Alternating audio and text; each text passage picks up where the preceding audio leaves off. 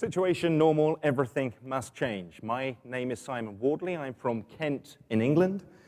England is obviously famous for coming second in the World Group C table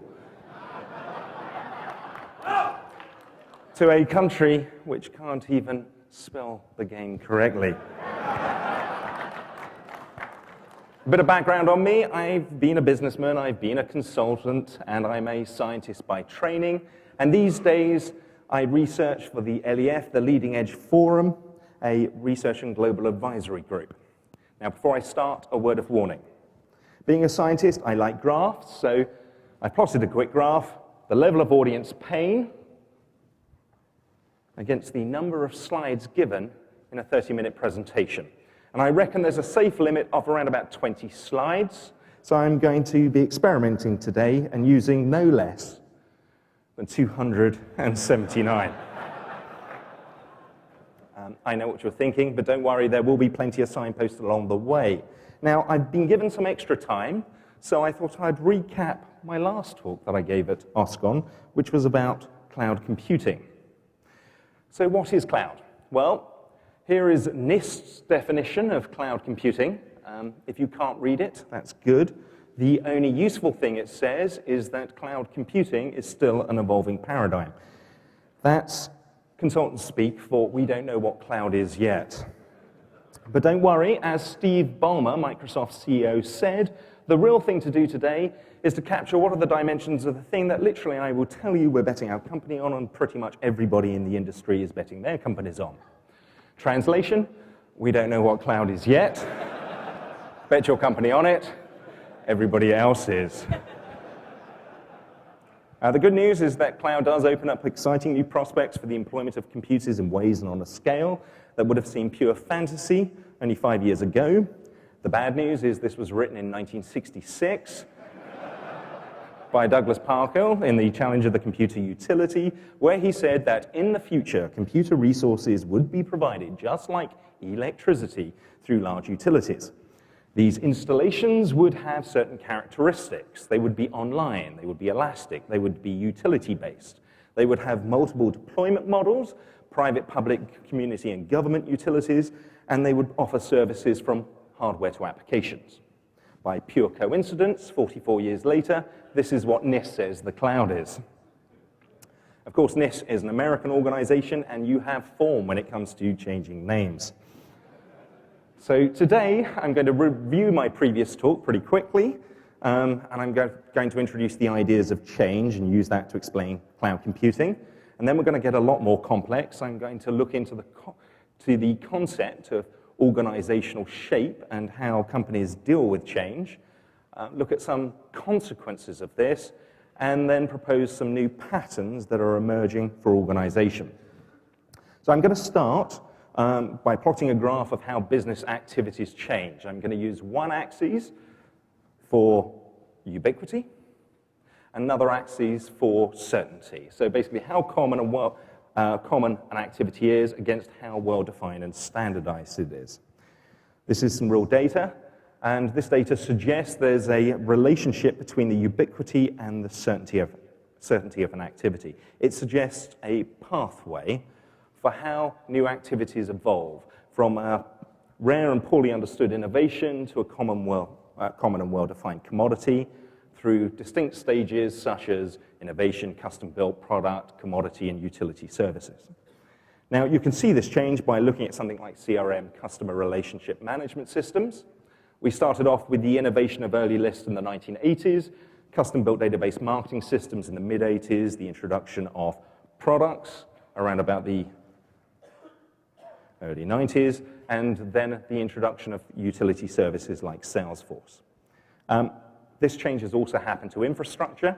So we've gone from the early innovation of the Z3 in 1941 to the introduction of custom-built systems like Leo, the introduction of the first products like the IBM 650, all the way up to commodity hardware, and then the introduction of utilities like services such as Amazon.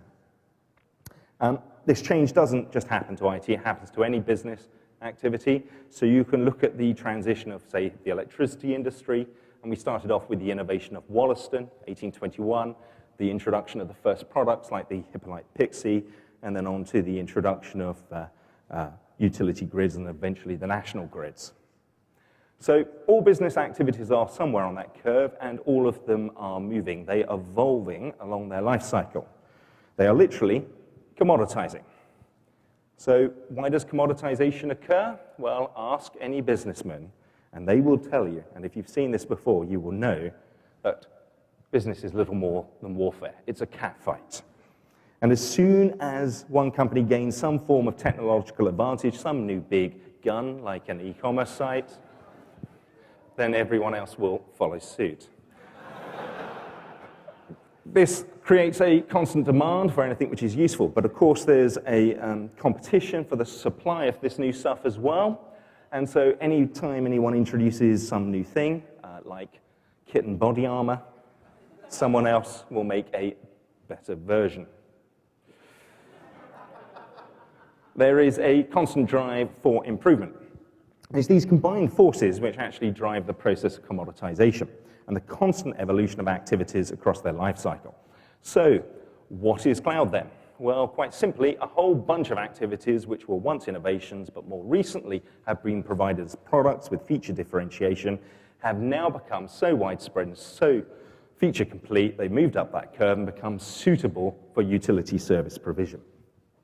Cloud simply represents an evolution of a bunch of activities across the computing stack from a product to a service world. So why now? Why is it occurring now and not, say, in 1966? Well, cloud computing requires a number of different factors before it could occur. First of all, you needed the concept, but that was 40 years ago. Secondly, you needed activities to be suitable for this change, i.e., so widespread and so well-defined that they would support the volume operation of these providers. That's happened in the last 10 years. You also needed the technology, things like virtualization, but we've had that for some time. But the key critical factor is that you needed a change in business attitude. You needed companies willing to use these services. Well, the attitude of business to IT has been changing since the 1990s, ever since Paul Strassman showed that there was little value in much of IT spending. This was then refined by a chap called Nick Carr, who showed that as activities became more ubiquitous, they had diminishing strategic value.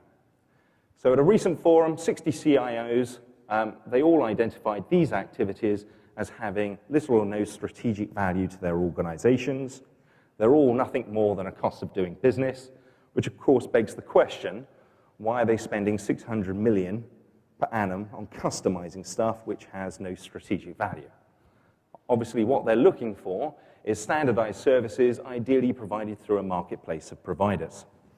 So the attitude of business to IT is changing, and so we have concept suitability technology changing business attitude, and this is what is driving the shift from a product to a service world. And this is what cloud is all about. And, well, are there risks with cloud computing? Of course there is.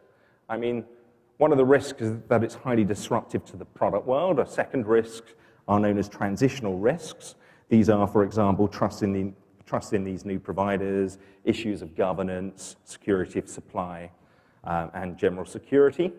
Finally, there are outsourcing risks, such as, is there locking to particular vendors, is there pricing competition, is there loss of strategic control, etc. Are there benefits to cloud computing? Of course they are. But these benefits are little more than standard benefits of commoditization. So, for example, they're things like increased efficiency, increased agility, and the ability to focus on things that are core.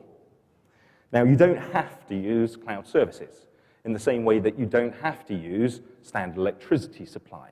You could, for example, build your own generators, your own standards, etc. But the only thing you're likely to create is a competitive disadvantage for yourself as everyone else takes advantage of the benefits. As any activity moves along its life cycle, there is always a competitive pressure for you to keep up. Now, this is known as the Red Queen hypothesis.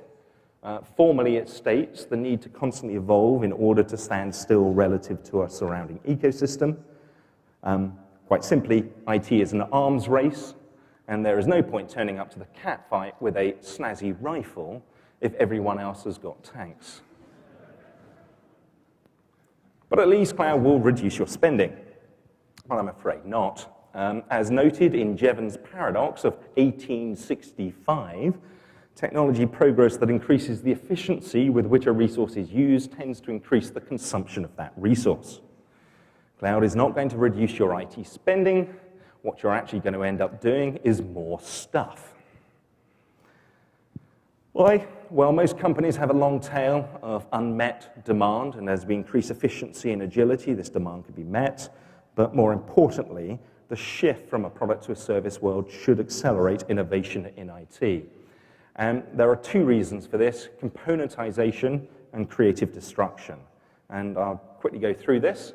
So creative destruction, Joseph Schumpeter once explains that the impulse that keeps the capitalist engine in motion is the constant creation of new stuff, but this new stuff requires destruction of value in the old, and hence he coined the term creative destruction. Since commoditization of any activity erodes value, it therefore enables innovation. For example, you need easily available power, data processing, communication before you can have the new stuff like search engines and Googles. However, commoditization does far more than this. It just doesn't enable, it accelerates the process of innovation through a concept known as componentization from Herbert Simon's theory of hierarchy. And formally, it states the rate of evolution of a system is dependent upon the organization of its subsystems. For example, let's take the Industrial Revolution. In the early days of the Industrial Revolution, every machine was made with individually made nuts and bolts. One nut would fit one bolt and no other. And then Wardley introduced this screw-cutting lathe, and suddenly you had interchangeable components. And as a result, there was an explosion of innovation. So as we see computing resources shift from being provided as products to standard components as services, we should see a corresponding acceleration of innovation in this industry. So I'm going to quickly recap all of that. Cloud is a simple but real change. It's driven by a number of different factors, such as concept suitability, technology, change in business attitude. There are many different types of risks involved in cloud, along with many benefits, such as increased efficiency, agility, and the ability to focus. Overall, companies are going to be under increasing pressure to adopt cloud services, especially as their competitors do. Cloud will cause further innovation within the IT industry, and don't expect it to save you any money. So now I'd like to explore the concept of shape. A word of warning, this stuff really gets complex. So any business consists of a mass of different activities, all at different stages of their life cycle. So I'm going to plot another graph. This is life cycle against the frequency of activities at that stage of life cycle. If you plot a company, the result is an overall shape for that company. At one end, you have those new innovative technologies, Enterprise 2.0, information markets, and so forth. At the other end, you have those more commodity-like activities, electricity, infrastructure, payroll, and so forth. Of course, all activities are moving along this curve. They are, across this graph, they're being commoditized through multiple forces, demand and supply competition. And as a result of this, this enables new innovation through things like creative destruction and componentization. So why care? Well, the innovative activities have certain properties. They are dynamic. They must deviate from what has previously existed. They are uncertain. You never know if it's going to be successful. They have emergent characteristics, i.e. we learn about them as we use them. Luck often plays a big part in their development, but they are a source of competitive advantage and worth. These activities are chaotic by nature. Now, on the other extreme, you have a bunch of activities which are different. For example, they are repeatable, are often used throughout an entire industry. They tend to be much more standardized. They are known. You often have best practices. They are measurable, predictable. They're often very suited to well-defined procedures, but they are little more than a cost of doing business. They provide no differential advantage. These activities are generally described as being linear of nature. And then, of course, you've got the activities which are in between, in transition between these two stages. Now, any activity like CRM passes through each of those stages. And so why does that matter? Well, let's take something very simple, like project management. Let's say you've got some consultants in, and they say you should use Six Sigma. Well, Six Sigma is a fantastic methodology for dealing with these linear activities. Why? Because their characteristics are predisposed to it. Six Sigma reduces deviation. This is exactly what you want.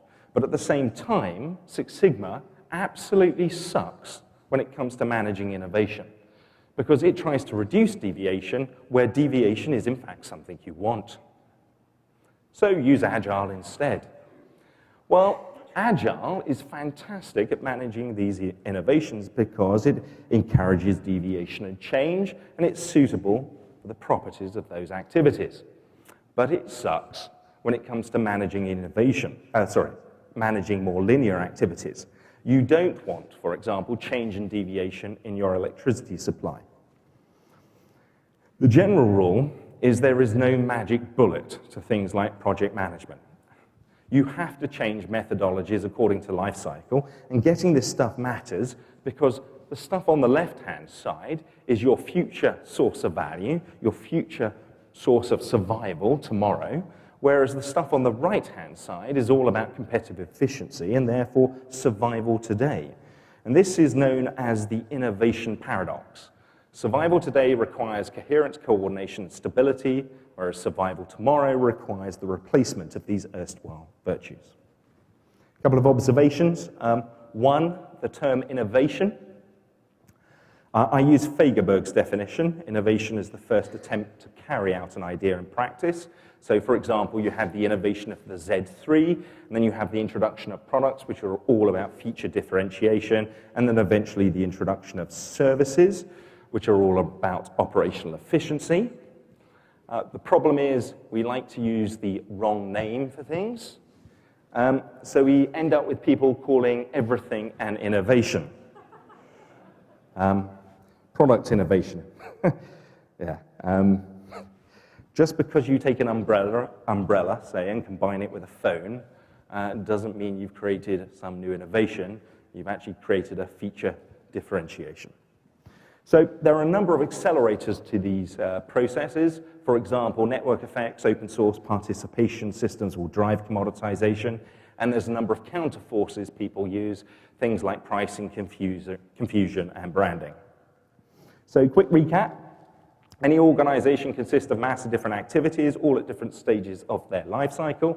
If we plot the frequency of activities against their life cycle, we come up with a shape for an organization. This shape is transitory because things are being commoditized at the same time as new innovation is appearing. Any activity obviously moves through these different stages, and this is why there is no magic bullet to things like project management, and getting this stuff right matters, because on one side it's about survival tomorrow, the other side it's about survival today. So what's the typical consequences of not understanding this? Well, the first one is the misapplied process, and that's common. That's the one-size-fits-all approach to dealing with things. Second are the common misunderstandings around cloud. So people talk about cloud as though it's all about cost reduction, where in fact cloud is more about increasing agility and innovation. My third favorite is the efficiency versus innovation argument. To explain this one, I'm going to pretend we're all in a startup. So we're all in, who's been in a startup, roughly? Great. Who's been in a startup which has got big? Okay, so this will probably, you'll probably recognize this. So let's say we're going to start something new. We're going to create the first ever kitten internet, okay? So we're a startup company, and as a startup company, we have our kitten internet here, but we have all those other activities that we have to manage and deal with as well. Things like accounting systems.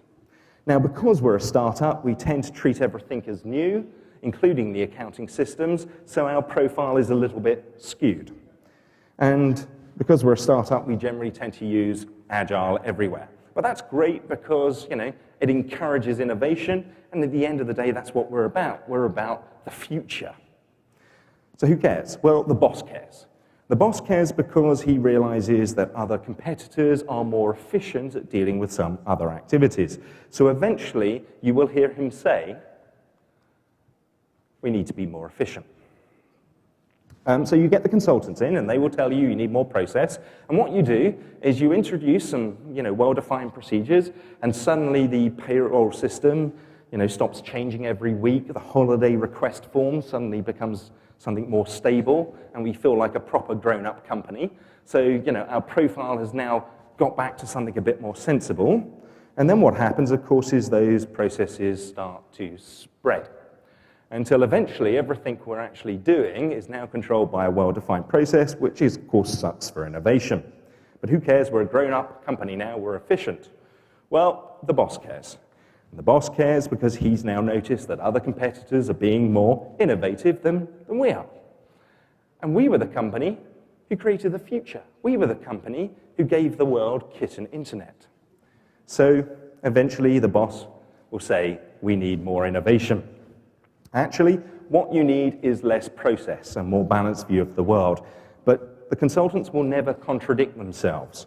So you always end up with the worst thing in the world, which is an ideas process. Now you know you're in trouble. Okay, the next consequence is bits to services. Any innovation which is useful, like computing infrastructure, will tend to spread and eventually becomes a commodity as long as there's no constraints.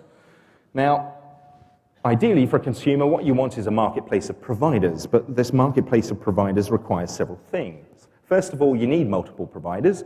Secondly, you actually need access to your code and data, i.e. open APIs and data formats. And thirdly, you need interoperability. There's no point in getting your code and data out of one provider if another provider doesn't understand it in the same way.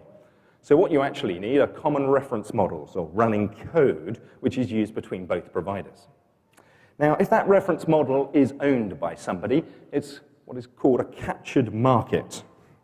Yes, you can create a marketplace of multiple providers where you can switch between them based upon a proprietary technology, as long as everybody is willing to hand over future technological direction and strategic control to one party, which generally requires a marketing department who can persuade people that freedom and free choice depends upon you being in control. Now, the sane alternative is actually what is known as a free market, i.e. free of constraint, which means the reference models have to be open source. Fortunately, there are some enlightened companies who are actually doing this, so Rackspace with OpenStack. And of course, once OpenStack gets going, they'll create a marketplace of providers, and people say, where is the money? Well, there's always lots of money in things like being a provider, a broker, assurance, exchange service, market insurance, and support, all of which are services which don't require locking. Last issue, I want to talk about alignment. We generally group activities by type, so IT, admin, business, or whatever, and then we organize ourselves by such departments. The problem with this is that you just need one department to incorrectly treat their activities, and you have alignment issues. If I go back to the example of the CIOs, the reason why they were spending $600 million customizing stuff that had no strategic value wasn't because of some inefficiency in IT, it's because the business believed that customizing a common process actually gave them an advantage. So it was a misalignment in the business which caused misalignment with everyone else. Of course, none of this stuff matters as long as your competitors suck as much as you do, say, doing project management, alignment, and all the rest of it. Of course, it only really matters when new patterns emerge and there are new ways which suck less. So rather than organizing by type, there's other ways of organizing yourself, by life cycle. Now, you can actually, there's an extreme form of this, and I won't go through this, which is actually organizational structure by life cycle. What I'm instead going to do is talk about a general pattern known as innovate, leverage, and commoditize. So I'll take an example. Google, for example, use a number of techniques, 20% work rule, summer of code, which helps encourage innovation. They also leverage their ecosystem of users and employees through things like Google Labs, and then they often acquire companies. And they often then take an approach of commoditizing by providing this stuff as core services or core APIs. So I'll give an example. Geographical information systems, innovation back in the 60s, infograph in the 80s, Where2 appeared, Google acquired them, created Maps and Map API. Then on top of Maps, things like Google Ride were created. Unfortunately, Google Ride was put into Google Labs, wasn't successful, discontinued. But other services, such as Google Transit, which came from the 20% projects, were put into Google Labs, were successful, and then eventually became part of the core services. So what's happening here is you've got this core center. What you're trying to do is encourage an ecosystem around you. You're trying to encourage innovation in the ecosystem, and then you're leveraging the ecosystem to identify things which are likely to be successful, driving them into core services, and then providing those to enable the next wave of innovation. So innovate, leverage, commoditize. And this is roughly a pattern which is followed by many different companies. Google is an example. And it doesn't matter whether they consciously follow or not. The pattern keeps on recurring. And Salesforce is another example. So why does this matter? Well, it matters to me because this is my area of research for the LEF. But it also matters to me in another way, because last year at OSCON, somebody said to me, they wanted to create an open source company, but they couldn't work out a new idea, a new thing that they could create. And the reality is, neither could I. Innovation is very, very tough. So I thought about it, and I realized you don't need to. All you need to do is find an activity which is fairly ubiquitous and well-defined and understood, for which companies are paying huge amounts of money because they're customizing a product, when ideally what they actually want is a standard service through a marketplace of providers. Now, there are many examples of this, and those activities are ideal for disruption. They're primed for it. Ideally, you want your competitors to show all the hallmarks of a company that is not going to be able to respond to you. One-size-fits-all ideas, process, etc. Don't fear size or resources that these companies have. Their incumbent models will actually protect you. Then what you want to do is provide the service as open source, encourage the formation of a marketplace, and then use both the open source element and the marketplace and APIs to create an ecosystem, which then you use that ecosystem to innovate, leverage, commoditize. And then you just rinse and repeat. Now, if you do this, you should find yourself on the wind of change with the competitors barely hanging on. And if you want to make money, focus on services. Being a provider, being a broker, being an exchange, and so forth. So I went looking, and everywhere I went looking, I found examples or sections of the marketplace which are ripe for such a disruptive approach. I never realized the profoundness of something that Jesse Robbins said, you become what you disrupt. There are huge markets here to be taken. So my take-home message is go take them. Go disrupt them, and go build the golden age of open source. Thank you.